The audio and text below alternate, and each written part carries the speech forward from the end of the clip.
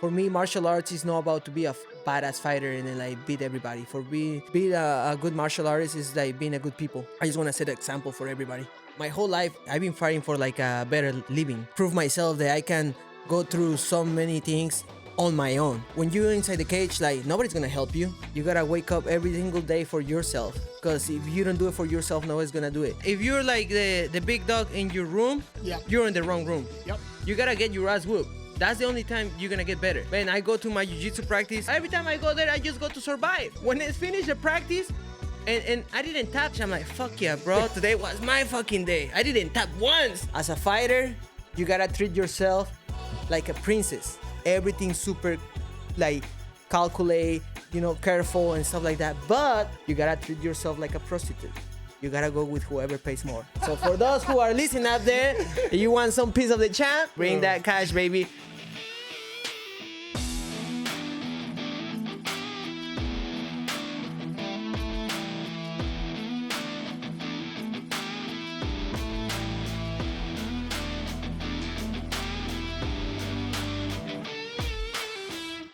Ryan, we're sitting here with the champ, Gianni, the man, the myth. What's up, brother? What's up, my brothers? Like, just thank you for inviting me today, and then I'm excited about like this interview or podcast. So thank you for inviting me. Thank you for coming here, champs. I know your time is valuable. You have became one of the funnest fighters to watch on the UNF roster. Really one of the biggest fan favorites, and it's our pleasure to have you here and talk. And can't wait to just chat it up and let the fans get to know you a little bit better. Yeah, I mean, it's been amazing to watch your journey in the cage. I mean, I think, we've been talking about it, but we really think you're one performance away of getting that call to the big show, bro.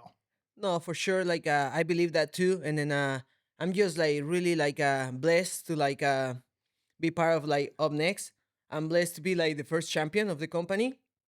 And then I'm going to be the first champion flyweight that goes to the UFC for sure after my next performance in March 8. And then, I'm like really happy and grateful for you guys because like, like you guys take me on one point of my career where like I need to come back stronger than ever, and then I need to prove everybody that like I'm still like here in the game. I've been fighting for so long, and then like since you opened the doors for me and Up Next, it's just been like a takeover for me. So thank you guys for everything you done for me. Honestly, Gianni, you have taken over, Ryan, right? No, you've taken over, and I mean, I really think you're in your prime right now. In every fight, it's even, oh wow, this guy's getting better. This guy's getting better. This guy's getting better. That fight against Narek was just an amazing fight, bro. Like I'm calling that the most exciting fight in UNF history, by the way. Well, I mean, that was just, I mean, you guys were dogging it out toe to toe for a while there, and bro, you just clearly showed you wanted that strap much more than he wanted it. Yeah, for sure. Like I say, you guys give me the opportunity to come back after like a big injury, and then I have to show that I have that dog on me, and then like I was really happy to have that opponent. Like like I would say this: I love the Armenian community. Like it's like the Mexicans from the other side of the water. For sure, and then sometimes I'm kind of pretty jealous because like man, when Armenian fight, like you have like everybody there, and everybody's super supportive, and and then like like as an immigrant here in the US, like I feel like the Mexican community, we need to build that more, like stay with our people and then support our people, because like it's like a little thing that everybody say that nobody want to talk about it, but they say like the worst enemy of a Mexican is another Mexican, and then I'm trying to be here and then show that like that need to be like on the past, I'm trying to support my people. I'm trying to like be with my people. So when I see Armenians, I'm like, man, I wish we can build that like as a Mexican. So when I fought that guy, it was crazy though, because like since the weigh-ins, like we do the face up and he brought the energy, but he don't even brought only the energy. He brought like 20 guys with him, and I'm here with my little like 4 people crew, which like is super solid, my crew, like they're never gonna let me die alone. But he brought the energy, and I'm like, okay, let's keep it up. And then like I said, like I like the guy because he never talked anything. And I like when people don't talk, but they show up. So fight night, it was the same thing, like we have a game plan, but like I think it was more about like pride, and it was more about like who has like the bigger dog. So the first round we just went at it, and then after the first round, like my coach. Colin Oyama tried to like relax myself, and then I'm like sure he did. and then say like go back to the game plan. So we did, and then like I was able to like finish the fight in the second round, and then and get the belt. But like it was like a super good experience for me, like that fight. It was good, brought myself back, and then it show everybody that I still here relevant, and I'm still here, like be one of the, or maybe the best flyweight outside the UFC right now. Was there any like really extra added pressure for that fight? You're saying you're getting like another chance, you're fighting with UNF, you fought for the belt, but did you feel like that performance you really, really had to show up and show out for yourself? Not just a fight in the belt on the line, but just considering your previous fight before that? Oh yeah, for sure. It's like people doesn't understand, but like for me, it's like every time I fight, people think that I'm fighting for the belt or I'm fighting for the check. But man, like my whole life, I've been fighting for more than that. Like I've been fighting for like a better like living. I've been fighting for like prove myself that I can go through so many things on my own. Because like like when you're inside the cage, like nobody's gonna help you. No. Nobody's gonna like do anything for you. So if like I would say this right now, if you're a quitter, you're gonna be a quitter. And then like I'm not a quitter. I'm not a failure. So like after my injury, when I came back, and then like it was a big comeback, because like can you imagine have a big injury, and then like the first fight back is fighting for like the up next belt, like the best promotion in California, like the one that put like the more like time into the fighters to promote ourselves. So like I have a lot of eyes on me, and then I have a Armenian guy, which is mean, we has like fighting before in Russia, and then he fought like in a lot of different companies, who has a lot of experience. So like I have to show up, and then like prove to myself that like I'm still here and I'm still getting better, So like it was a big test for me, and I'm just happy that like up next give me the chance to fight for the belt, and then like I'm just gonna be honored to like keep that belt on my belly like March 8th. Well, listen, I think Up Next is honored to have you as our champion. I mean, you're exactly what the fans really want. You know what I mean? Super exciting fighter, class act. I mean, I think the sky's the limit. Yeah, the sky is definitely a limit. But March 8th, that's the next step. Getting to that big show. What do you think about the matchup? What do you think about your opponent? Give us your overview. Well, wait. Let me just stop real quick. March 8th is going to be a mega show, basically. You're headlining along with champion Albert Morales and champion Anthony the Bully Romero. Think about that card. I really love the idea to fight along those guys. I feel like like right now, like we're in like sometimes we're like we need to like bring together, like I said before, our culture. We're like, I'm Mexican. Those guys have some Mexican in their blood. And then like since they have some part of Mexican in their blood, like for me, they're Mexicans, and then like, and the way they fight is what about Ryan? What about Mexican. Ryan? Can Ryan be part Mexican? Have you honorary Mexican? A little bit? Give him a little I never Johnny. see him throwing a left hook, but if he can throw a left hook, he might can be a No, Mexican. he doesn't. That's what my coach, Colin Oyama, say. If the guy throws a left hook, he might be a little bit of Mexican, No, I mean, all Ryan's got is that right hand, though, Gianni. Maybe you could teach him that left hook. But yeah, like it's gonna be a really good night for us, and then for the Mexican culture right now, that like it's having like a little tension right now. I feel like it's a lot of tension right now in California because the situation is going on. But like we're gonna show that like we're hard workers. Mexicans show up to fight night, and then like we're gonna take over. Like it's gonna be 3 times. You guys gonna hear like and still 3 times. No, I believe that. I mean, there's this saying that people say, like, people, call a good Mexican fight, like they have the Mexican fighting spirit, which I actually believe in. Like the real Mexicans that are fighting that want to have a career in MMA or boxing. I mean, maybe they're not, sometimes they might be overmatched skill, but I've never seen them get out-hearted. Have that dog in them. It's Where does that come from? I mean, why is that coined the Mexican fighting spirit? You know what I mean? I would say this. I'm from Mexico City. Mexico City is one of the biggest cities in the world. And then growing up there is like, they call it the concrete jungle, because growing up there is like, it's hard, like I remember probably like the first time, like no joke, the first time I ever got into a fight, I got jumped by like 6 kids. That was when I was like 3-4 years old in kindergarten. Like literally like kindergarten. They jumped me like 6 kids. Like my mom has to go. I was like 4 years old. Like cause they draw me to the floor and then like they kick me all together. They were like cousins.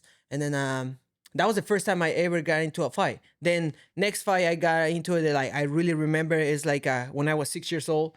Like it was my first. I was in first grade and like middle school. Up there is a little bit different, but like let's say middle school, 6 years old, and then I got beat up by a guy that was 11, and then like like sooner or later I have to like know how to fight. I have to learn how to defend myself. I'm the youngest cousin of like the older generations of cousins, and then so I had to learn quick how to defend myself because I was getting into fights over and over in school, since 6 years old until like I would say college. I was always in the fights, getting involved. I was like super short, and then like man, like you gotta learn how to defend yourself because like we're Mexicans. Like my mom, my dad, they told you, hey, if you get in a fight and you get your ass whooped, make sure we don't know. Because if you get your ass whooped in school and you come back home and we know you lost a fight, you're going to get your ass whooped again here because nobody from our family lost a fight. Bro, so like that's double pressure because you're going to get your ass whooped twice. Johnny, I may be Mexican because my mom used to tell me the same thing. Yeah. Yeah. If you lose the fight today, don't come back home for Listen, my mom would be just like, well, if he beat you with skins, you better take a bat next time. You better come out on top. Yeah, it's like it's no way that we're losing the fight in the street, like, and then like I said, like we grew up with that mentality in your family, like like I have a really good mom, I feel like the best. She raised me the best, and then like never look for a fight, but like always defend yourself, always and and then I guess sooner or later when I turned 12, like somebody watched me, and then they knew that I was having like skills to fight, and then that's how I started training boxing. When I was 12. When you say they watched you, like they saw you in like a street fight, or where did they see you or No, watch you? in school, I used to have like a classmate. His whole family is like a family of boxers. Mauricio Avalos, he was like a Golden Gloves in Mexico City. His dad was like a world champion boxer in the 80s. His mom boxer, his brothers. He was like a godfather like La Chiquita Gonzalez, Juan Manuel Marquez. So he was in my class, and then my first week of like high school, Yeah. I fought 3 times after school. My first week, and then he saw me because like like we always fight outside school, and then they make the little circle, and then like and, everybody's like cheering for you, telling your name or the other guy name, yeah. and then I'm glad because like like I grew up in a good days where like you fight like a stand-up, like if someone go to the ground, it's like, hey, break, let him get up, and then we just fight again, and then until someone say, that's it, and then you shake the hands, and that's it, it was over. Nobody like called nobody get jumped or stuff like that. So he saw me fight like first week 3 times, and then he's like, hey, do you ever train before? I'm like, no, I always get in a fight, so like I've had some experience. exactly. And he's Just like, since I was 4 years old. You want to start like training some boxing? Because like I do boxing. I'm like, oh, hell yeah. And I start training boxing and then never stop. Yeah, well, boxing is huge in Mexico. What have you seen the transition from the fan base, like transitioning over from boxing over to MMA? Because it seems like MMA is kind of taken over, it seems like to me, or maybe I'm wrong. No, yeah, MMA is growing a lot like in Mexico. For sure. Right now it's like you go to Mexico City and then like every corner you see like MMA gym. Right. Like it's like jiu-jitsu is growing a lot too. And then like like right now we have like a lot of people going to the UFC from Mexico, and then it's really good because like we're a country that we like to support fighters. So like when you see those people going up there and putting on the show, I feel like the fan base of boxing is going a little bit low in Mexico because like we don't have those Mexican boxers anymore. Really, they like to sit in the pocket. They like to exchange. They like to brawl. Like back in the day we have Julio Cesar Chavez. Wow. Right now, like we have like for me, I love Canelo. You know, he's a really good fighter, but some people hate him. And like I said, like the worst enemy of a Mexican is another Mexican. And then like some people they always talk shit about that guy, and then like I don't get it why, but like we don't have as many boxers like the old days. And then now in MMA, we have those guys. We have like Brandon Moreno. It's like down to get a beating. You know, we have Yeah. like Daniel Silhuber, which did like a crazy ass fight. We have like That fight was nuts, by the way. I was watching that. That was my crazy. teammate Fernando Padilla, Roberto Romero, Wow. bro. Like Roberto Romero's taking the fight in 3 days' notice. Going That up guy, there. wow. I'm such a fan of his. You Ryan know, hates so when I like say that. we're like really Wow. like taking the Mexican style from the old days of boxing into the MMA now. Yeah. And so that's why like I feel like the fan base of Mexico and MMA is growing a lot because like we're giving the people what they want. You know, we're Well, down to like you going talked to about wars. Canelo a little bit, but I think Canelo's like in a different chapter of his career. You know what I mean? He's on the tail end. You know, why would he get in the pocket and exchange and get all gritty at this point? And it's like for me like Canelo is already in another level. You know, Yeah. it's like we just talk about like myself. You know, like the fight with Narek, it was crazy, back and forth. You know, I got hit a lot. I hit him a lot. Then you see my next fight with Trevor Wells. You know, like we get an exchange, but I didn't really get hit anymore too much. And then my last fight, I didn't even get punched once in the face. Yeah. And then like, you know, I'm getting to that level. So like people might be like little upset with me. Some of them they're saying they're like, oh, but like why you didn't win in the bro? I'm like, first of all, I'm looking for longevity in my Yeah. career, you know? Yeah. So like second, like the Mexican style, yeah, it's like it's about to be in the pocket and everything, but like Juan Manuel Marquez one time said that like it's about to like be smart, you know, like don't get punched and punch the people. That's the art of boxing. So if I don't have to take any damage, why I would do, you know?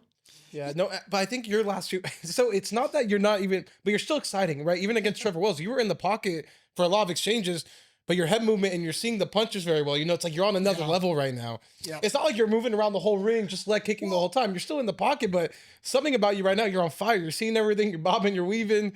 You know, it's still very exciting to see. Although you're not getting hit as much. Yeah, it's just like I wish people can come to the gym and then watch some sparrings because like man, you go like Tuesdays night or Saturdays morning in the sparring room, like bro, I get hit a lot. I get hit a lot, Who, and who then puts it on you the most? and that's it. Like bro, right now, like for example, we have my teammate Ricky Simon fighting February 22nd, and then last week we worked so hard. We did like so many rounds with him, and then like next week I'm going to Washington to get work with him, and then his fight week I'm going to Seattle, you know, because I've been blessed with him to he put me in his corner his last 4 fights. Yeah. You know, I work with him some of boxing and stuff, and then like he helped me a lot, and then you know I feel like I try to help him the more I can. But that motherfucker every time like we spar, bro, he's trying to cut my head off, bro. Literally like, you know, like low key, you know, like one time like he was beating my ass so hard that like straight up I punch him in the balls.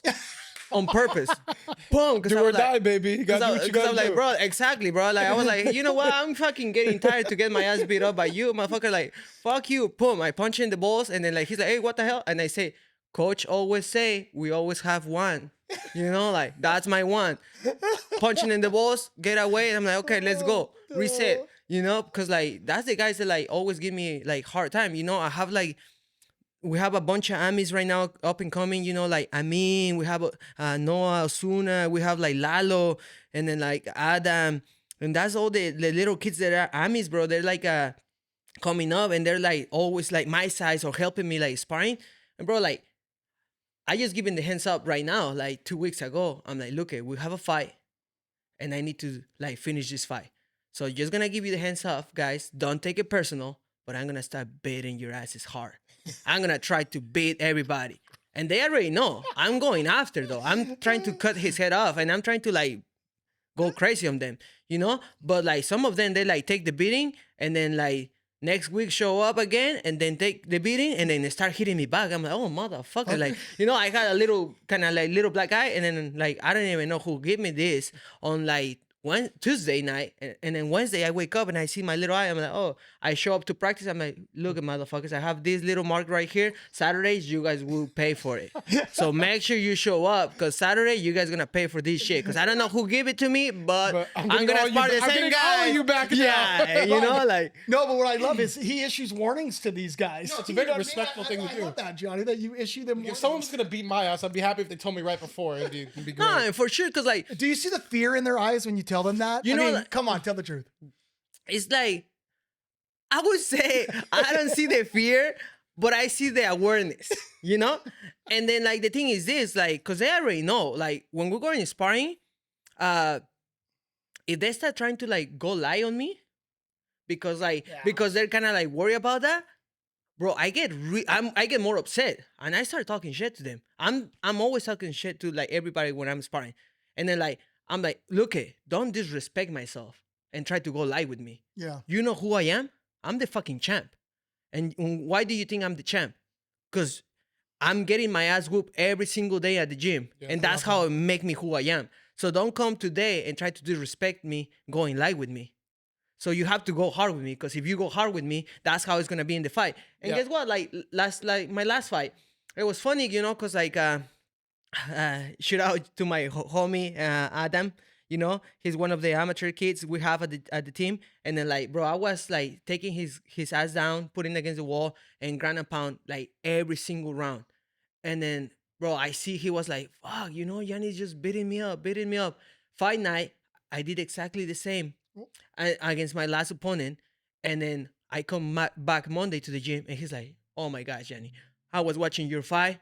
And then when I see you beating the guy, I was like, oh my gosh, I know how it feels. That was me. It's like, that was me the whole camp. It's like, at least it works. And I'm like, exactly, you know, like, trust me, guys, you guys gonna pay for this during camp, but at least fight night, I'm gonna pay. It's gonna work. It's gonna pay off, you know, because you're gonna see me keeping my belt. You're gonna see me, everything I do to you against the other guy with the small gloves and even harder. And that's what you're gonna say, oh my gosh, you know?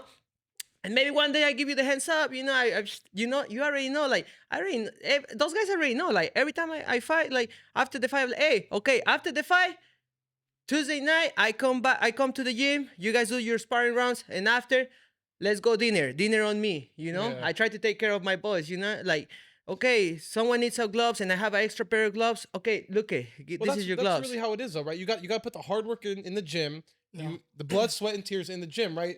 So you get the glory in the cage. You know, you want, like you said, you do want to get beat up when you're sparring, or the team you're with, there's better guys than you, where you're getting that good work in all the time, and the hard work, because that way you're going to be the most well prepared for the fight night. Yeah, because like I truly believe that, like, if you're like the big dog in your room, you're in the wrong room. Yep. Yeah, we always say that. You are in the wrong room. You know, like, because, man, like, trust me, you gotta get your ass whooped. That's the only time you're gonna get better. You know, like, man, I go to my jiu-jitsu practice competition class at La Habra with Professor Lucas. Bro, we have like every practice when it's going crazy, like in camps, like we have from like 10 to 20 black belts. And they're all like world champions, Pan Am champions, European champions. Right. Bro, every time I go there, I just go to survive.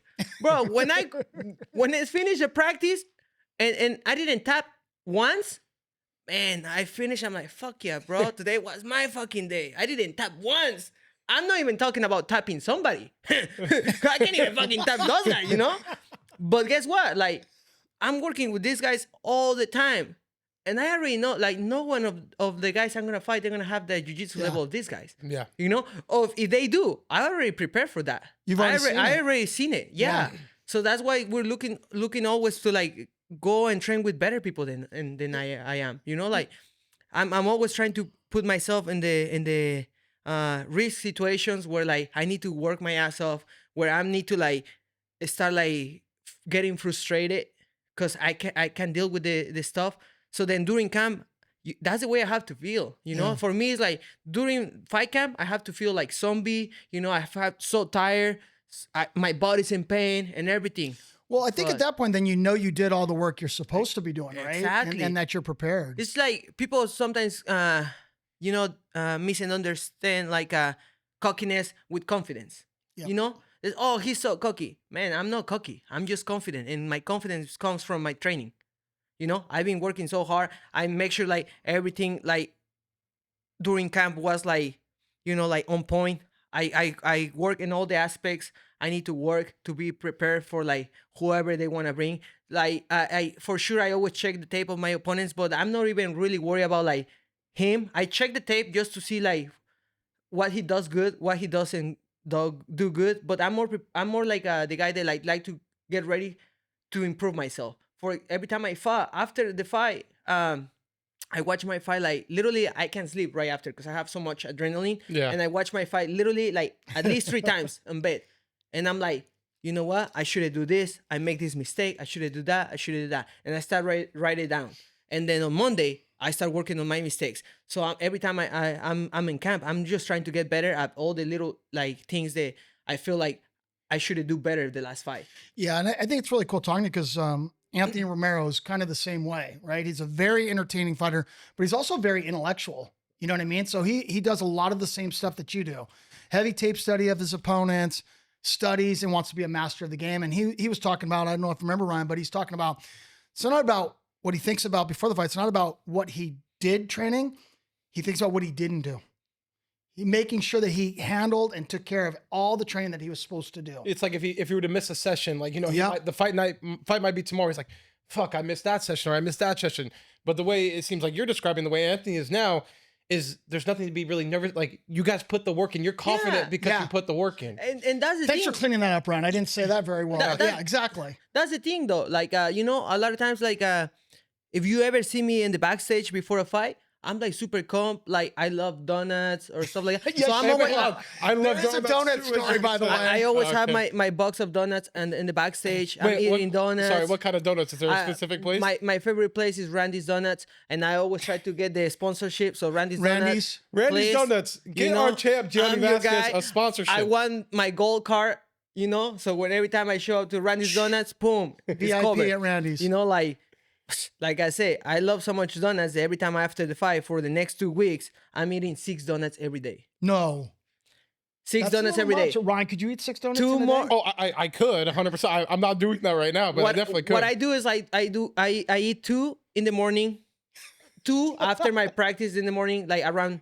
Pretty much like what you're two- saying is I eat donuts for breakfast, lunch, and And dinner. then at dinner I eat 2. You know, it's 2 donuts. Like, Oh, man. so, but what kind of donut? Glazed donuts or? no, for me it's like I get always chocolate, glaze, maple, and then I get that Nutella. They have Nutella, bro. Nutella is all. I love Nutella, bro. So yeah, but going back to that, like you were saying, you know, like sometimes these days, like I say, I live tired, sore, and then these days, like I don't want to wake up, you know. Yeah. And then I'm like, fuck, I don't want to wake up. I don't want to go practice. But in my head right away is like my little voice, you know, like, look it, motherfucker. Sometimes you train and you still getting your ass whooped. If you don't fucking train, you're gonna get fucking killed. So guess what? Get up, grab your shit, go to the room. I'm like, okay. You know, okay, I gotta go. Cause Well, like that's what makes a champion too, right? When you Yeah, have man. those, you know, you want to quit or shit's getting too tough, and you're like, okay, fuck this, I'm over it.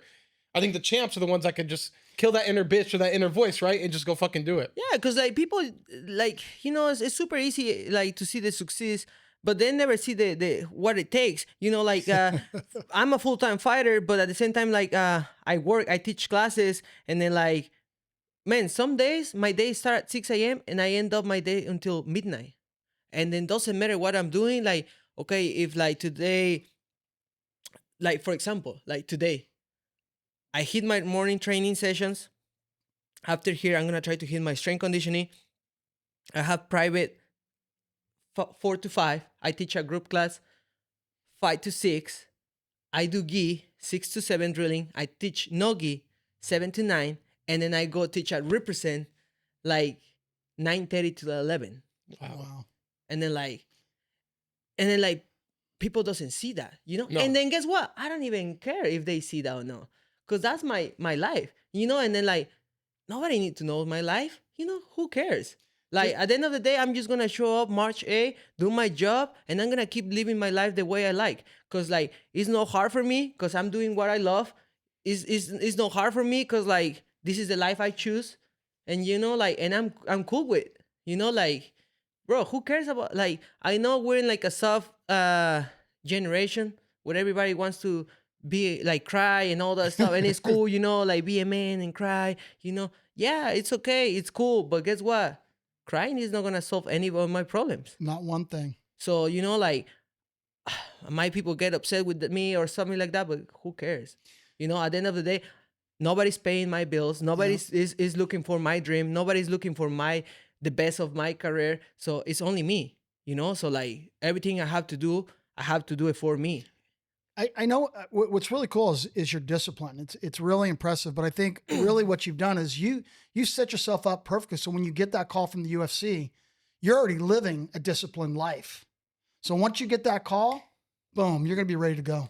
Yeah, for sure. It's just like, you know, like I've been training since like 12. Like I say, I start fighting professional at 17, and then we just like been doing the same thing over and over for years, for years. So we just like I've been like I say, I've been blessed with like so many teammates. They asked me to corner them in the UFC.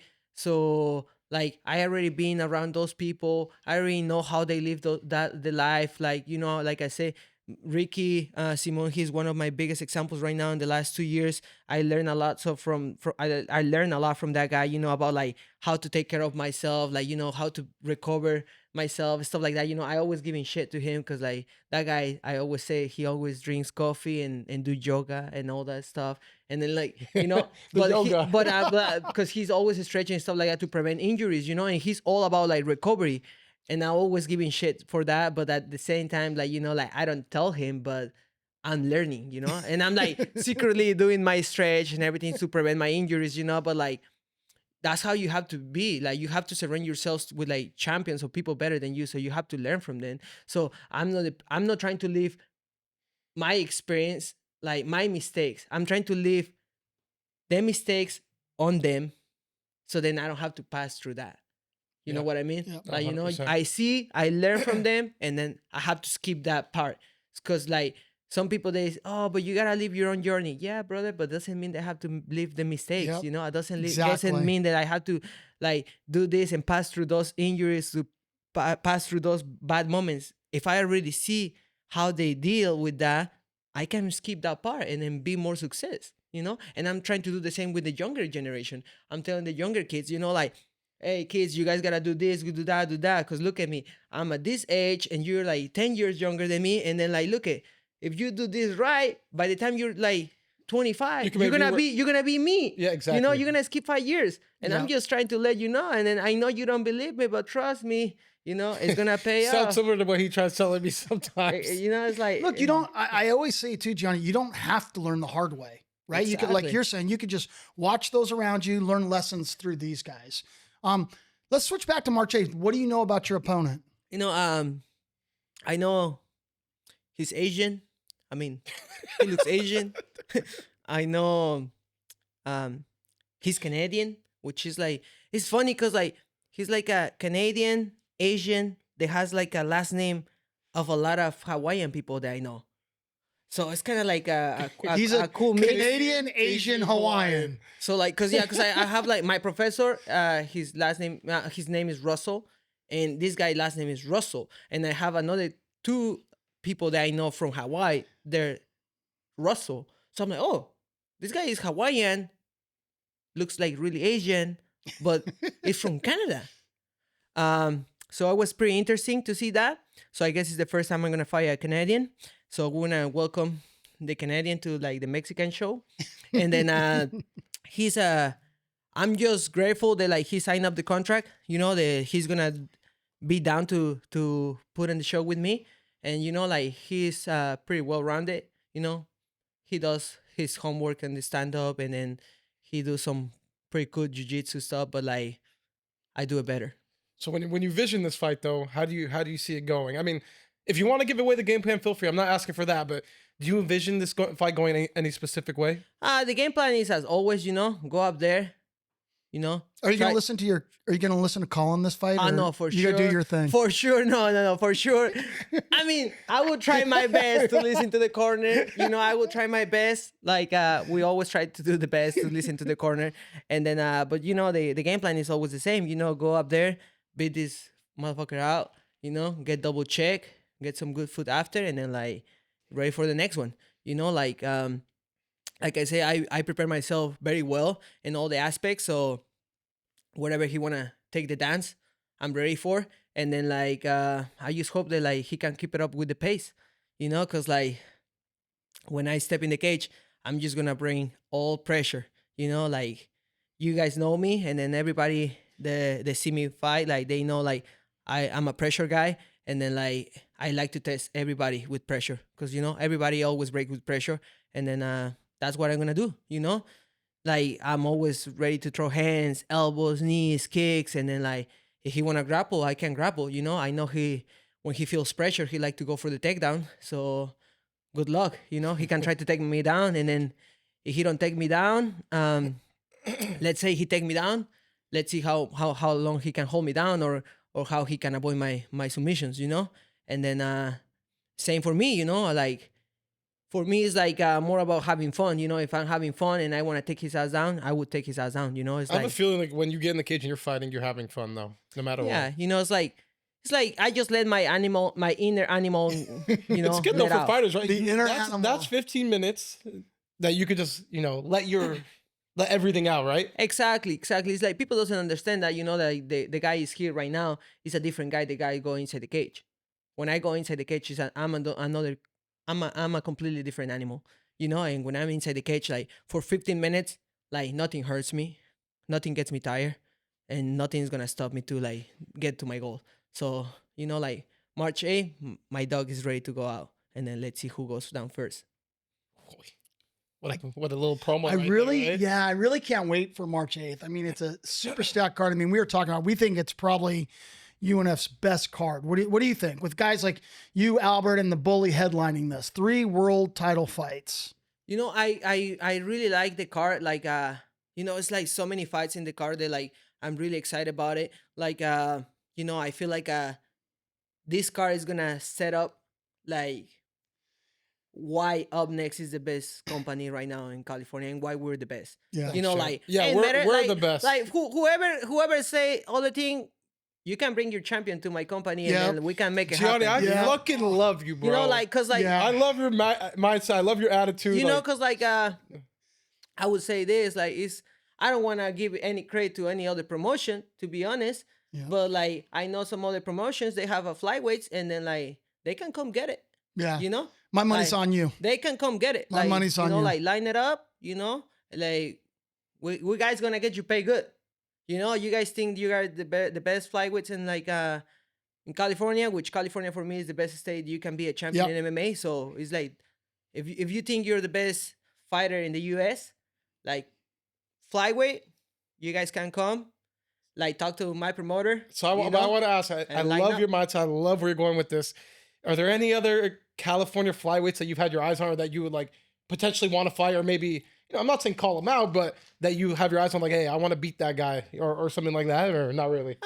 To be honest, I'm not really interested in nobody of these guys. Like I said, I don't want to give credit to anybody because like Yeah. they all say like they all talk like stuff on internet and then like they all think that they're like the next thing, the big things and stuff like that. But like when the time comes with my name on the contract, they don't want to sign up. Like it's been in the past before where like somebody like I won the title for you guys, and then somebody right away like posted like, oh, I won my shot next, and then I called George and say, okay, you know what? Nobody wants to fight me right now. George, but what about this guy George. that comment one time in the message? Like he wants call this guy, and George is like, hey man, I already asked him. He say no. I'm like, oh my gosh, I guess he's just like an Instagrammer. No, listen, I think You know? that's kind of a good thing though, Gianni, because it's showing that you've got some clout going around. You're a name, and so when these guys are trying to steal some of your clout or For me- piggyback off for of me, you, it's like all promotion is good promotion, Yeah. Like my brother, I didn't even know about you until you say my name. Like I didn't even know your name, and then you put your name on my name in your mouth. It's cool, Like I guess you have some like crush on me. You can come and get some, Like you wanna get a taste, you can come get a taste from the champ, And then like I say, all the promotions like I think last year, they offered me to go to other promotion, and they said like, okay, come fight for the title in this promotion, and I said like, like I'm a businessman. How much you gonna pay? This much. I'm like, oh my brother, I'm getting paid way more on my promotion right now. What about if you come to my promotion? We do the belt on my promotion. You can be a champ too here, and you're gonna get paid more. Oh well, that might not work for me. I'm like, okay. Like I'm giving you options, and then like we're fighters, and then like we're making money. So like it has to make sense for me, you know? Yeah. Yeah. I know a lot of like open cards. For example, I know people that will fight me, but they're like 1-0. I'm Yeah. like my brother. Like, Yeah. It's got to do something for you. you at know, this like, point. like where did you fight before? You know, like even if you don't have a lot of fights under your name or your record, but if you find a good companies, you have good wins in the companies, they're pretty good. Like my opponent, my next opponent, he's been fighting like the top companies in Canada. You know, Yep. so he has some Canada crowd. People knows him, and then guess what? I would like to beat him, and then I know the UFC, for example, is gonna go in May to Canada. So if the Canadians people love me, then we can go there too, and then, you know, put some fans in Canada like on the notice. They like, you know, we have something for them too. So you have to bring something to the table, you know, to get a taste. But like I said, this card is gonna be so big. We have like the 40 fighter Albert Morales, which I think like he need to get back to the UFC. Yeah. We have Romero at the 35 division, which right now he's one of the biggest prospects.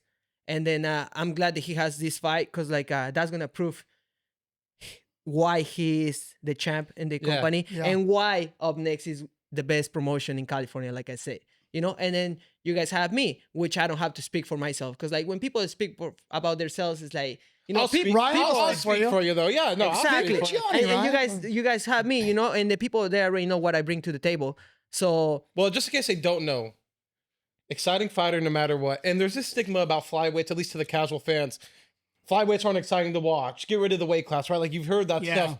So we actually talked after, you know, a different podcast we did. I said, the UFC should look at you.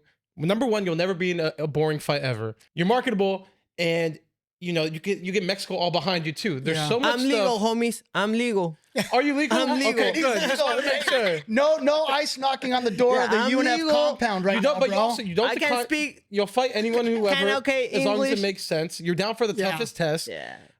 Well, And the crowd is always excited to watch you fight. Yeah. So you know. It's no, and I think you're hitting the nail on the head. I think the truth is, Gianni, I think you're probably at the, not to put pressure, but you're probably at the most critical moment in your career. I think, because again, from what I understand, you know, there's eyes on you from the big show. People are looking at you. You know, if you have a great performance, who knows what may happen next? No, and I will have a really good performance. You guys, like I said before, like I speak from my confidence of my preparation, and then like March 8, you guys will see, and then like I will give you the show that people want to see, and I will give you the show. I want to make sure give the show the UFC wants, you Yeah. know, because like, you know, like I feel like people forget about what I can do, you know. Like people forget like what I've been done before, and then like I just have to keep reminding those people that like, you know, like what I'm capable, you know, like the 125 weight class division, like we're fast, we're like a really like technical, but we have power. I Yeah. can put some people out. I can submit some people, you know, and then you know, March 8 is time to show that. Yeah, I'm super excited because it's a stacked card, but Steve Mora's on the card. Yeah, Fighting Rick Zalata, bro. My two boy really good Steve guys. is super good guy. You know, I just have some training this morning with the Steve Mora and the homies from Rounders. You know, in Santa Ana. They're always like really good guys for me. Is the people that I always like call out to like help me out with some sparring rounds, because you know, like those guys are like, you know, like I always say this, no, like with disrespect, but bro, we like all my training partners that I choose for like sparring and stuff like that, those guys are like cucarachas, man. Bro, I fucking give the beating and they never give up. They they keep- get you can't kill. up and keep coming and keep coming and keep coming, and you know, like, and then that's what like that's what we make what we do, you know, in the fight night. Steve Mora is super ready, you know, like that guy is like, people like, I feel like make the mistake a lot of times with him to underestimate that guy. Yep. And bro, like that, Steve Mora is a dog. whoever underestimates Steve Mora, bro, like they right away pay. Bro, he had such a pay get paid for that, because like, you know, like Steve come up there and then like finish the fight, and then like Steve is the guy that he's always gonna be down to scrap, you know, like I guess he has a fight with Romero before in the past, and you know, yeah, like he beat Romero. and then Romero's such a good fighter, man. And then that's what like you can say Steve, you know, like he's one of those guys that like you better watch out for him, Because you know, Yep. on my own Well, it's paper, also something that on my own paper doesn't look as good, but Steve is one of the guys that you guys better watch out. And I really believe that like if he wins this fight, he's gonna be like, you know, like putting her name up there to get Well, you know, like you know what, a you know what the title fight fight. is, right? You know what the plan It's a is. title eliminator fight. Exactly. So You know? winner gets next shot at whoever wins between Romero versus Robles. And there's some cool storylines because I guess Romero and Robles both fought Seymour. Robles won, Romero lost. And then they also have another opponent that one of them lost to and one of them beat. So it's a cool storyline. It could all shape up really well. And to see more, man, like, I mean, you know, he has a decent record, but sometimes, you know, people just look at a record and be like, oh, this guy isn't that good or whatever. And like you said earlier, number one, California has the best talent in the U.S. as far as fighting locally. And Seymour has beat some tough freaking dudes, man. I think if he goes on a couple fight win streak, he's right there. Yeah, don't sleep on Steve Moore. I mean, Yeah, that last finish he got at Cage Warriors recently, that guillotine, super sick. Bro, and then people, like I say, they don't understand. Like Steve Moore is a guy that has a job, same as me. He works a lot. He has a family too, right? He He's trains. married He and- has his family. You know, Yeah. like he for that fight he was having so many stuff going on with work and stuff like that. And then like, bro, he still show up and then finish that fucking guy. And I was like, oh my gosh, I was so happy for him. So happy for him. Because I know some people like always try to take lightly some people. For me, I never make that mistake. Bro, it doesn't matter who is the guy I'm fighting. I never underestimate anybody. Because I've been in that side before, you know? I already passed that You learned, like yeah. that phase in my life where like I always was like the underdog. I always people underestimate me, and guess what? I always show up and beat them. And then like so I never make those mistakes because like the way I see it is like if you sign up a contract to fight with me, it's because you and I are on the same level. That's the way I see it. Yep. You know, like it doesn't matter who you are.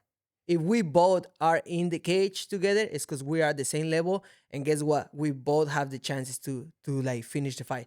Because that's the thing. That's the beauty about fighting. Beauty about fighting is that like, you know, sometimes doesn't matter how prepared you came or like how the good plan it is. Like something came out of nowhere and then you get sleep. You know? So like fighting is not nothing is 100% secure in fighting. Yeah. So that's why you don't have to make that mistake to underestimate nobody. You know, Yeah, you don't gotta be take on your lightly game all nobody. the time. Don't take One lightly. slip. Yeah, don't One take slip can lightly end it. nobody. You know, and then and I'm really excited for March 8th. March 8th is going to be really exciting. I want to switch it up from fighting a little bit. Can you talk to us about maybe some hobbies, some other stuff you got going on in life? Yeah, Something interesting about you? you know, like I don't really do a lot of hobbies. Like I said, my life is always like I truly like sleep, eat, and then dream fighting. You know, like my life is about like teaching classes, um, working, prepare for fights, and then you know I like to watch on my free time. I watch a lot of like movies, series, and then you know I have a lot of projects in life too. You know, like investments that I'm doing. You know, on the side, cause like you know like I would say this right now. Uh, I get to the point that I fight because I want it and because I really love to fight. I don't need it anymore. You know? Of course, the money that you get from fighting is good, and the money I can get from fighting is gonna be even better. Right. But right now, like I feel like I'm never being a lazy guy. I And can that- tell. I can actually tell that. Yeah. for So sure. Yeah. if I stop fighting today, I know I'm gonna go out You're gonna there make and then it. I'm Got gonna good be work working. ethic. Yeah. But I'm a smart guy, so I want to have. I already started like a couple years ago. Started doing some investments and some like properties stuff in Mexico. So I'm trying to think ahead of my future. You know, so like when I'm finished my career, like I'm done. Now it's time for me to just like take care of my business and then live a good life. So I feel like that's why like I don't have a lot of hobbies because like my hobbies is like right now thinking about my future more. 100%. And then and then I like it though. Like I said, like it doesn't bother me. Like for me, like if I don't show up to the gym, I get upset. You know, when I show up to the gym, I always having good time. When I teach classes, like you know, I'm blessed to having like the best students I ever had. You know, I have some students that've been working with me for like 5 years. They're already my family. You know, those of my students, you know, like I can give you an example. One of my guy, Matt Sanchez, he's like he's been working for me with me for like 6 years doing privates, and bro, that guy already fly with me twice to Texas to fight, to do weight cut with me, to like help me out. Right now, every single time I fight for you guys and up next, 5 week, he take the week off and he's always in the Wow. sauna with me, watching me. His wife is taking care of me too. You know, like his It's wife amazing. after the fight, like always have like cookies, like food, you know. And donuts. So exactly. So all my students, they already know me, and then like they know I love what I do, and then I'm just blessed to have them with me, you know. So that I really enjoy teaching classes and then like work with them because they're really cool people. But yeah, like hobbies, I would say like I like if I have time, I like to try to like cook, you know. Can you cook though? Yeah. What do I you cook? Uh, just some Mexican recipes, you know, like basic stuff. But like if I have time, I like to cook. You know, I really like to dance salsa. Can you, music. you want to show us a little Yeah, dance or show us something? No, bro? Okay. Shit, dog, like that's gonna be when we monetize things. You know, like, hey, you guys want to see the dance? Give me some money. Only on your You know, OnlyFans. it's like, Johnny, maybe you got to start a you know, an that's why OnlyFans. I start chopping it off the feed and the pictures because like some people want to buy some feed pictures. They can't be out there for free. DM me, you know, if you're interested in the ugly feed. Bro, I don't know why people get that always with me. Like they always message me about my feed. No. Oh my gosh, bro. If you know my feed is so ugly because I broke so many times my foot, I broke so many toes. Wait, people are asking for your feet pics? Is what you're saying? Yeah. No. Who's asking? Always, bro. Dudes or chicks? Tell the truth. I would say this. I have a lot of people asking me, but most of the time, no disrespect to you guys, but I have a big fan base of like gay community, and they're cool. They're always respectful, Yeah. but like, you know, I'm cool with them the longer they don't cross the line. But like, you know, like it's They're just eyeing like you. it's just like I don't know why I can't stop laughing. it's just like it's really interesting how like people like Community draws to you. get into it, like some like weird ass like things, you know, like The- and stuff like that. Like the feed, like the feed community is like crazy, I guess. And then like, you know, they always Well, like, I've actually heard it, like, no one I know personally, but like girls legitimately. I mean, you always hear about this, but like, Yeah. there's no way someone's paying money for feet pics. But you know, I actually like know people So- that make money. So I'm crazy. I sit Fix. when I'm working at the office all day, so I just listen to documentaries and stuff on YouTube. And some of the stuff that you see that people do, it's fucking crazy. yeah, no, for Millions me, of dollars from feet pics. yeah, no, for me, I like I say, bro, like everybody that message me is pretty like respectful. I'm like the person that like I try to answer like at least one message all the time, you know, like it doesn't matter who it is. It sent me one time a message, like you know, because they always start with simple things like, you know, congrats, champ, or whatever, you know, supporting my career. And then like I always, you know, like thank you, blah blah blah. That's it, you know, like, and then they start getting a little bit more annoying with Comfortable, messages. they Then start- I stop answering. You know, I just give you always the So does always that- the, It's like, always hey, champ, congrats on your fight. Can you send me a feet pic, please? the- yeah. What's the weirdest DM you've gotten? Is it the feet pic one, or have you gotten anything No, you know crazier what, than that? bro. My funniest, one of the funniest, like I would say, that was like super crazy. That I got one time is like you know, I always post like about the strength conditioning stuff like that, you know, and then like we always work on like hip emotions, you know, like hip thrusting and stuff like that, because like wrestling, everything is, it comes from the hips, you know. And one time I post one video about like doing hip thrusting heavy, and then I got a message that was saying like videos that you can feel it. And I was, oh my gosh, oh my gosh, that was a good one. Literally, I was like, oh, That's this actually is funny. this is That's the best good. one. Yeah. It's like videos that you actually can feel it. I was like, oh my gosh, that's a good one, you know. But like I say, I've been getting messages about like selling fit pictures, like people always like calling me Mike King. It's like Mike King.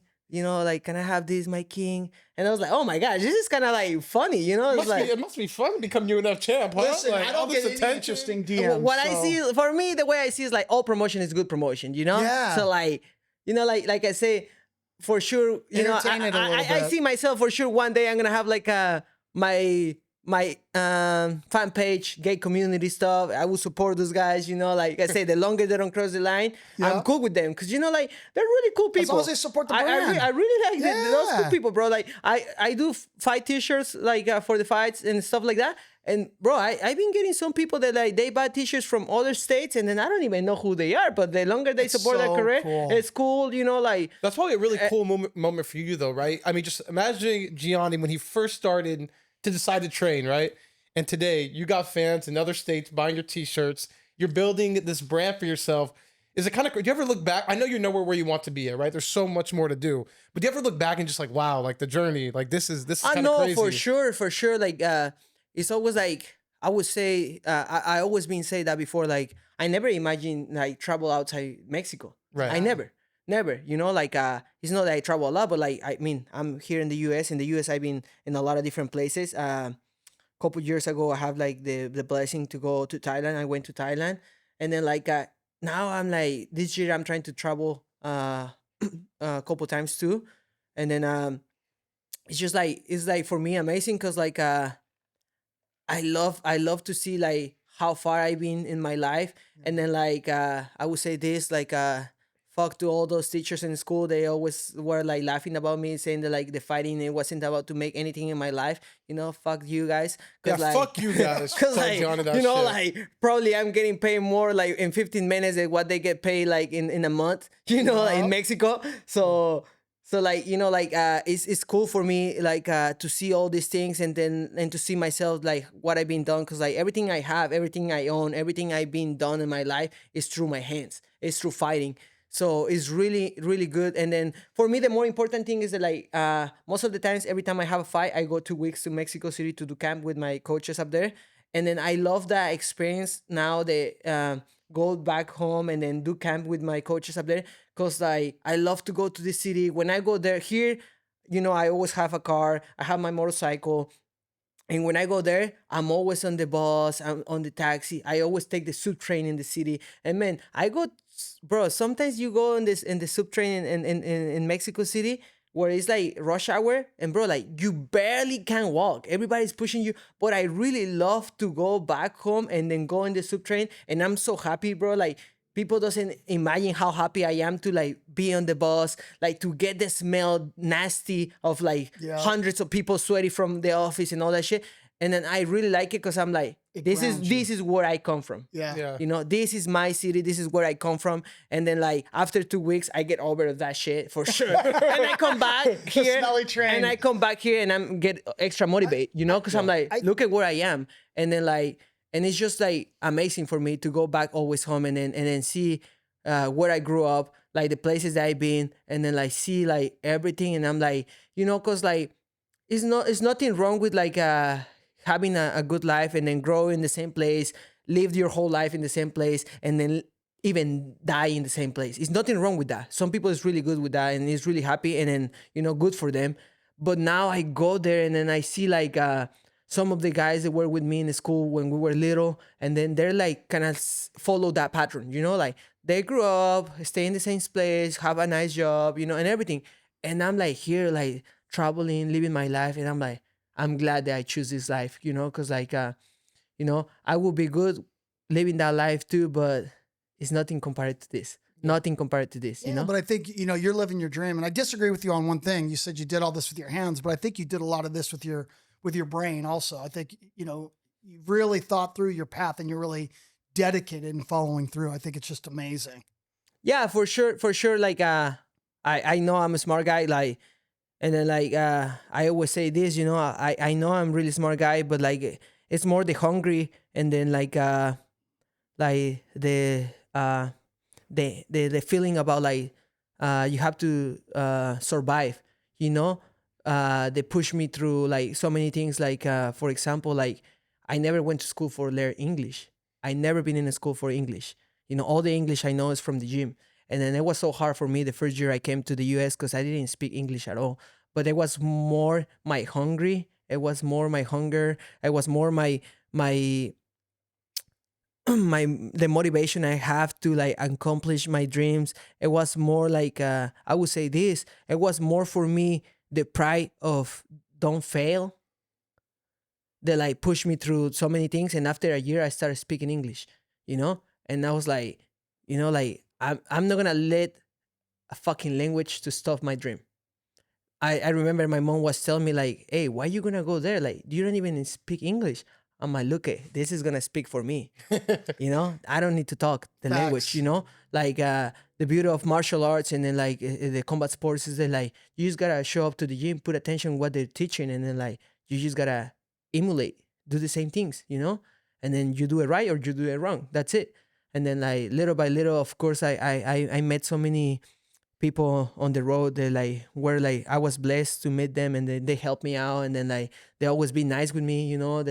They always try to understand my English even if it wasn't good, and even it still is not the best, but like I feel comfortable now. It's better than Ryan's. But Yeah. I feel comfortable with my English, and then like at the end of the day, guess what? If you don't like it, fuck you, guys, and I will beat your ass. I love Gianni, I will make you understand me, somehow. That So- makes me like What do you throw first, the right or the left, to make him understand? exactly. Either one? Like at this point, I'm like so comfortable that like if you pretend that like you don't understand me, guess what? You will understand quick. Well, he this. told me he wasn't really understanding. No, you. I speak Gianni. Hey, speaking of something, how did you come up with the nickname Kriptonita? That's like when I started my career back home. I didn't have like a nickname or anything, and then we were trying to look for something, and then back home in my Muay Thai gym, Calmecac in Mexico, with my professor Mario Gonzalez. I have a really good teammate that I call my brother, Salvador Zamora. He is one of the best persons I ever met through the sport. Helped me so much during life. He's one of the big parts of me, like knowing being a lawyer wasn't for me. He's a lawyer, and then when I was in law school, I started working with him because he has his own like Law firm or Yeah. something like that. he has his law office, and then he never worked with nobody before. He was just on his own, one of the best lawyers on like criminal stuff, and then he opened the door for me. For the first time, he wanna work with somebody, and it was with me. I didn't have any experience, and I met him at the gym, and then he's the guy that put me the kryptonite because like when I started my career like a professional, I fought first like a MMA professional, and I was fighting kickboxing professional, Muay Thai, whatever they call me, we're just going for. I was like, you know what? I just like to get in the fights. Let's do professional everything. And then we started doing it, and I started like I was able till like today that like I was like taking the O from like a few guys on the record, and then like that's how my brother Salvador is like, you know what, your nickname should be Kryptonite, because like a lot of people like like you fought a lot of undefeated guys that they think nobody can beat them, they feel like they're Superman, and then you just show up and you beat them, so like you're gonna be the Kryptonite. I'm like, you know what, I like Yeah, it. that's when our commentary team was doing some social stuff on you, right? The Road to the Big Show piece. That's really what they highlighted, is that you are your opponent's kryptonite, because they want to strike with you. Yeah, you'll strike. If they want to go to the ground, you'll outground them, you'll out wrestle, you'll do whatever it takes to get that win. Yeah, and I really like it. I really like it. I take it more because like the guy means a lot for me. Like I say, he was one of the big guys, because I remember when we were doing the law stuff. I worked with him. Like I say, I didn't have like a lot of experience to being a lawyer, and I remember we did some cases, and every time we have some cases together, he always paid me 50 and 50. Whatever we made, it was 50 and 50. And that was crazy because I was in the school, and He like, just brought you on. Yeah, and that's then nuts. he's like, no, my brother, like whatever we make in the case we do together is gonna be half and half. That's a good man right And there. it was crazy. And then like when I have the opportunity to have my visa, and I was thinking about coming here to like start my career as a fighter here in the US. I remember like one of the best things he ever do to me, because like I said, he's a criminal lawyer, and then he was working with a lot of like like dangerous people. Yeah. yeah. For those cases, he never take me. And then I was asking, why you never take me to those cases? I want to learn. And he's like, because I don't want you to get involved with these people, because I know you're not going to be a lawyer, Gianni. I'm like, what the fuck? I'm like, what do you mean? It's like, no, brother. It's like, I can see what you're doing. and then I see your future, and it's like you have a lot of like future in the Yeah. sport, and then like I don't want you to get involved with these people because like as soon as you're in, You're like in you're in with these people, you know, forever. like, and Yep. then it's like, you know, I make good money and everything, but like I don't want you to get involved with this type of people, and I respect that Wow. a lot, you know, and No, I this take guy's he seems very respectable. and Honestly. that's why I was like, man, this guy is like my brother, you know, because he He cared really about me a is. lot, and then he's like, look at like when I started doing Muay Thai, it was already kind of like late for me. It's like, but I see you, and then like I really wish like I was young like you when I started, and then have someone like me, you know. So he's like, look at right now is your time to go to the US. I remember when I came to the US, I didn't have any money, and he before I went to the airport, he stopped by to my house and give me $100 bill. He's like, Nice. look, this is your first $100 bill. So you go to the US, have $100. And he's like, go live your dream. And then it's like, if it doesn't go well, or you don't, or you feel like you don't like it anymore, or stuff like that, you're always gonna be okay to come back, finish law school, and work with me. And then it's Wow. like, and I was like, man, I love that guy, Salvador Zamora. Like wherever he is, like you know, he's my boy. I love him, and he's my brother. You know. But it also goes to show like how somebody's, acts of kindness and doing the right thing, how they can make a difference in someone else's life, right? Yeah, that's why like for me, like I say, you know, like I've been blessed with a lot of people around my life, and then like you know, like I feel like the thing is like right now these days, like I, for to be honest, for me, one of the things the more I hate in people is that they're always trying to see and then be like look like a victims, you know? Like Yeah. you see a lot of fighters like coming from like Latin America, and they're like, oh, I used to sell candies, I used to do this, like, you know, and they trying to play the victim. And I'm like, here, listen the Easters, and you know, and people buy that, you know, it's okay. But you know, I hear the Easters, I'm like, brother, we come from Mexico, we all sell candies, we also it's nothing like, I mean, in the US it's probably not common, but like guess what, in our country, bro, like I used to sell candies too, I used to do this too, and then like there's nothing wrong with that, that's our culture. Every Yeah. country that has a different culture.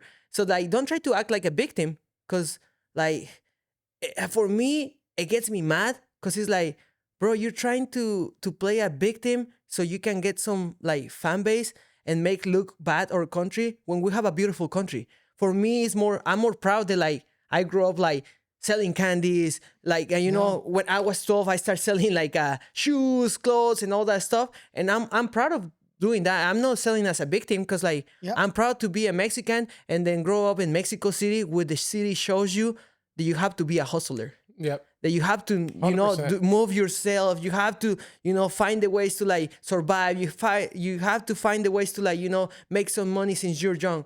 And for me, I'm not trying to victimize myself, I'm trying to like, you know, like be proud of that culture that we have, and then like show the world that like, you know, like when you have something in your eyes, when you have a vision of your dream, nothing can stop you, doesn't matter how old you are. Yeah. You know, so that's why like I don't get that. I get upset with that right now. But you know, it's just like part of the process, you know, like I was paying my college by myself with the fighting in Mexico. I was working as a lawyer, going to college on Saturdays, fighting, training, and like so many things. But like, you know, it's cool. That's how it's Mexico, you know, and I love that.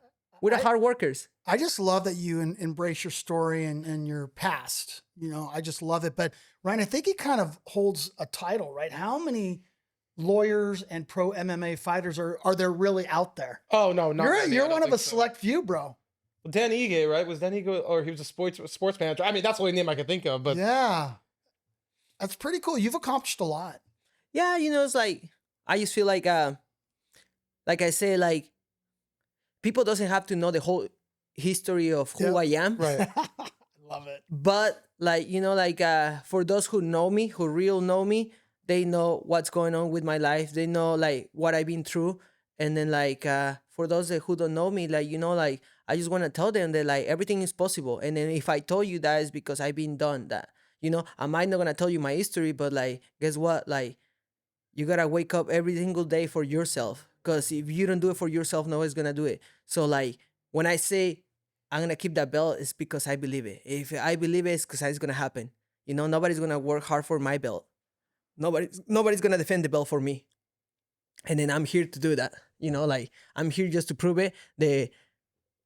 We say in Mexico, whatever you say with whatever you say with your mouth, you hold it with your balls.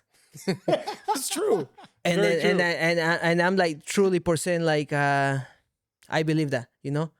That's what, like, for me, like when I talk to you guys and I say like I'm gonna work hard for do this and do that, like, and I'm gonna keep my belt, like all the words that I'm saying is the ones that are gonna make me work harder. Cause I already been saying this thing in the podcast. So now you got to make you sure know, you so I gotta make show sure up I and do it, I yeah. show up, and then you know, like I back it up whatever I say. That's why I don't like to do the trash talking and stuff like that. And when people do some trash talking to me, I'm like, okay, keep that energy, and then just make sure whatever you say, back it up, finite. You know, so that's what I'm doing. That's true. I've never really seen you talk smack ever. No, I mean, listen, you can tell you're a confident dude and you'll say you're keeping the It's like- belt, but I say it before with you guys, you know, like maybe not right now in the podcast, but I say it before, like, I'm not even losing to argue with nobody, you know, like if well, somebody, you are a lawyer, so if you're somebody pretty wants good. to talk shit to me, like make sure you do your homework, because like I already done my homework, and everybody, you know, all the possible people they want to talk shit to me, like I already do my homework. So like, you know, don't try to come with me and talk shit, because like I'm gonna make you pay for it.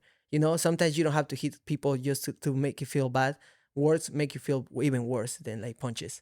Yeah, no, So, definitely. like- My twin brother back in the day used to call me Big Head when I was younger, and it used to make me really sad. Some words cut deep, man. Yeah, They cut you know, deep. like, look at how old are you? How old? I don't know how old was I, like Exact- 6, oh, 7? and then how Like are 6 you? years old. Oh no, now I'm 27. Exactly. 20 years later, you I still remember that. And that's Kobe, that was messed up of you, psychology, man. psychology damage, man. Like it's real. You know, that's what I'm saying. Like some words hurt more than punches, and then like, and that's how like you gotta be smart. You know what you're saying. You know, like because like some people are really fragile. Listen, I've learned not to engage at all. And you know, I'm older now, but if people want to chirp at me or want to cause drama, if they don't serve a purpose in my life or my business, I don't even waste my time with them. Exactly. It's just like, you know, like brother, I have so many things in my life. I have so many stuff that I want to do. Like, why am I gonna waste my time with somebody that like it doesn't even Time and deserve my energy. energy? Yeah, that's right. You know, that's what I'm saying. It's like, oh my gosh, like I'm so busy, like to worry about all these people's life. You know, I worry about my stuff. You know, like I don't know you. Like, you know, like why you want to waste time with somebody that doesn't deserve my time? Some people know? thrive on that. They just thrive on the drama. You know, it's Yeah, crazy. like, it's cool, you know, like I say, for some people works the dramas, for some people works to play victim. You know, I just gonna try to keep it the more real, you know, like if you don't bring anything good and positive to my life, like sorry, but I'm not wasting my time with you. You know, it's just like the way it is. Yeah. No, I mean, just talking to you throughout this podcast, I mean, you're very calculated, you're very dedicated. You know, have you always been like this? Was there like moments in your life where like, I mean, you know, coming to the US, knowing you want to be a pro fighter, being a lawyer, but you're very, very calculated. It seems like you kind of got the mindset stuff all figured out. Like when did you kind of become, you know, Gianni, like how you're speaking today? I feel like everything is you gotta go through phases in life, you know. Yeah, and then like that's what it's been for me, you know. Like I was being pretty smart guy. I always been like pretty like I think like I have a blessing to have my mom, and they raised me the way she did. You know, like she always say, speak whatever you think, say whatever you want, and then never like stay quiet. You know, and until this day, that's what I do. For sure, she always told me to be respectful with everybody. Yeah. You know, like but like I said before, like if they don't respect me, like they don't deserve my respect. They don't deserve my time either. That's why I don't waste it, you know. But phases in life, you know, like I say, when I was younger, probably I was doing more brave stuff and all this stuff. But like right now, I'm getting older, and then like I'm just thinking ahead of everything, you know. Like I'm trying to look for the best for myself, and then like with that, it's just like trying to be smart, you know. Like we have to be smart, less try to spend less energy with the stuff that I don't need in my life, and then try to like look for the best for myself, and then like improve every single day. You know, like for me, martial arts is not about to be a badass fighter and then like beat everybody. For be a good martial artist is like being a good people. You know, set a good example for others. Because I know a lot of people is looking up to us. you know, a lot of young kids and stuff like that. And then I just want to set an example for everybody. You know, like the like mindset is real. Mindset is like something that like it's gonna be the more powerful thing you can have, Yeah. because you can have the skill set, the like the best skill set, but if you're like mental weak, that's You'll gonna break. that's gonna break you. That's Yeah. gonna break you. And then like, you know, like I said before, if you don't believe in you, nobody's gonna believe it. So like we have to like be stronger mentally, and we have to, you know, like believe everything uh like we say, you know, like I'm a Christian, and I believe in God, and I believe like He gave me this talent, and He gave me this path in my life, and then you know, the longer He want me to be the champ, I will be the champ. And then till right now, I think like Jesus have my back, you know, and then you know, Definitely. he's gonna give me, you know, that extra push I need every single time. And then, you know, like it's just a blessing for me to be part of this journey with Up Next, and then like, you know, being here with you guys, like I said, like it's just like the face of my life. I'm on it right now. Is what it gets. Well, me to. listen, I don't think. I mean, you're always gonna be you and a family, and we're always gonna be with you for the For rest sure. rest of your MMA career, and whenever you need us. I don't think you're gonna be fighting at UNF for too much longer, though. Hopefully, I think one more good fight, but just know, you know, me and my dad, the whole UNF team always has your back, and we're definitely rooting for you the whole way, 100%. We couldn't be happier or prouder to have a champ like you, especially sitting here today and talking to you. I think any kids that are coming up in the sport that want to go role model or someone to look up to, they got that out of this podcast, and just for people to get to know you better. Because I mean, I know you pretty well, but never got to sit with you like this. And bro, you're definitely an inspiration, and you're what, you know, fighters should strive to be before these days, for sure. Yeah, thank you guys, you know, for having me. And then like I say always, we're never been, as a fighters, we own everything to the fans, we own everything to the Yeah. promoters, to you guys, because like without you guys, nobody will see us. And then, you know, like I said before, I'm a showman, I'm a performer. So without fans, without like people that will see me, I wouldn't be fighting, you know. I remember going back to those days in the school when I used to fight in the school, and they make the little circle and they all cheer my name. When you're getting jumped, when you're getting jumped when you're 4 years That's old. when I knew, you know, like this was for me, because I love the Listen, crowd. now you're at the Commerce Casino with 2,200 people watching I you, bro. love the crowd. I love the people waiting for me to see me fight. I love, you know, like even in the school when you heard the little voices of the other kids, oh, Gianni's gonna get beat up. And I was just like, hell no. I ain't getting beat up just because you say that, you know, like, you know, so I'm a performer and I'm a showman, and then I'm just like blessed to have you guys with us, you know, like all the fans that follow Up Next, you know, like thank you guys for like always support the company, always support like us as a fighters, and you know, like you Okay. guys giving us this space. So It's the best. most important thing, if people want to contact you to get your foot pics, how can they reach out to you? You know, they always kind of look up to me, you know, like Instagram, Gianni Vazquez MMA. You know, before you start sending some stuff, please make sure you have some money. Make sure you're going to be down to pay some stuff, because, like, this shit ain't for free. Not free. The champ is not cheap. Yeah, exactly. It's time to exactly. monetize, Gianni. like, Time to monetize. One of the biggest, can I say almost everything here? Yeah, you can say whatever You you, know, want. like one of the biggest, ooh, that's dope. One of the biggest advice I ever took from That's the champ. hey, let's go. One of the biggest advice I ever took from my coach from Muay Thai, Mario Gonzalez, which I call him my dad, my padre, Mario Gonzalez. One time he told me, as a fighter, you gotta treat yourself like a princess. You only own your life as a fighting. You don't do other sports. You don't play soccer. You don't play skate. You don't do anything. Because if you get injury, it has to be through fighting, no other stuff. Okay? You have to treat yourself like a princess. Everything super, like, calculate, you know, careful and stuff like that. But as a fighter, you gotta treat yourself like a prostitute. You gotta go with whoever pays more.